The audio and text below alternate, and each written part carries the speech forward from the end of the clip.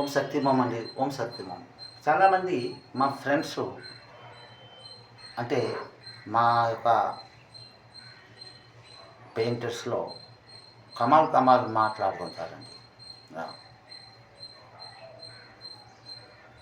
గురుమూర్తి గారు ఈ అమ్మ కనకదుర్గమ్మ మనసు మనసుతో మాట్లాడుతుందంట నువ్వు. మాతో ఒకసారి మాట్లాడమని చెప్పు అంటామండి. అంటే కమాల్ కమాల్ మాట్లాడటమంటే మాట్లాడుతుందండి. మీరు మాట్లాడరు. అదే ఆ అమ్మ ఎలాగండి మీతో మాట్లాడుతుంది? మీరు ఎనీ టైము సంసార చదరంగంలో మునిగిపోయి ఉంటారు. అందులో మీరు పిలిచండి. మీతో మాట్లాడి మీతో ముందుకు తీసుకెళ్తుంది. మీరు మాట్లాడరు. మీరు శుద్ధి సాకారంలో ఉండరు. మాంసాహారాలు భుజించేస్తారు. సారాలు తాగేస్తారు. ఏదేదో అయోమయం లోకంలో మీరు ఉంటారు. మీతో ఎలాగండి మాట్లాడుతుంది అని నేను వాళ్ళకి జవాబు ఇస్తుంటాను. అలాంటి అలాగా అది మీతో ఎలా మాట్లాడదంటే నేను శుద్ధ సాకారంగా ఉంటానండి. నా పేరు కాదండి. మా తాతగారి పేరు నాకు పేరు పెట్టారు. మోసా గురుమూర్తి నాథ్. అవునండి. ఆ మోసా గురుమూర్తి మా తాతగారి పేరు. నా పేరు నాథ్ అని అక్కడ యాడ్ అయింది.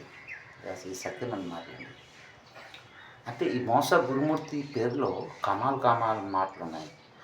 మోష అంటే నా ఇంటి టైటిల్, వంశం పేరు. అంటే మీరు నమ్మితే మోక్షం, నమ్మకపోతే మోసమే. అంటే ఏదో మీకు మోసం చేయాలని కాదు, మీ మట్టుకు మీరే మోసం అవుతారు అంతే. ఇది సత్యమైన మాటలండి.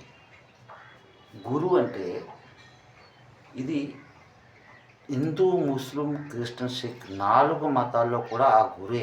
ఆ 4 అక్షరాలండి. ఆ మూర్తి అంటే హిందూ, ముస్లిం, క్రిస్టియన్, సిక్ 4 మతాల్లో ఈ మూర్తులు ఉంటాయి. అవి ఎప్పుడు మాట్లాడవండి. మాట్లాడతాయా మీతో? మనసుతో గురువు వాయిస్తో మీతో మాట్లాడుతుంది. ఇది సత్యం అన్నమాట. అవునా కదండి? అనేది నాదంటే అది హిందూ, ముస్లిం, ఇసా, సిక్కుల 4 అన్నదమ్ములకి, అమ్మలకి అది నాదే. అది నాదు అంటే నాలుగుతో కలిపితే అది నాది 4 అక్షరాలు.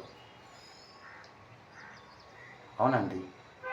ఈ శాంతి సేవ నాయ్ ఈ 3 లోకాలకి సంఘర్షం సంవాద మంత్రంగా మాటలతో సందేశం ఇచ్చిన వాడు నారదుడు, నానక్కు, గురుమూర్తి నాథ్.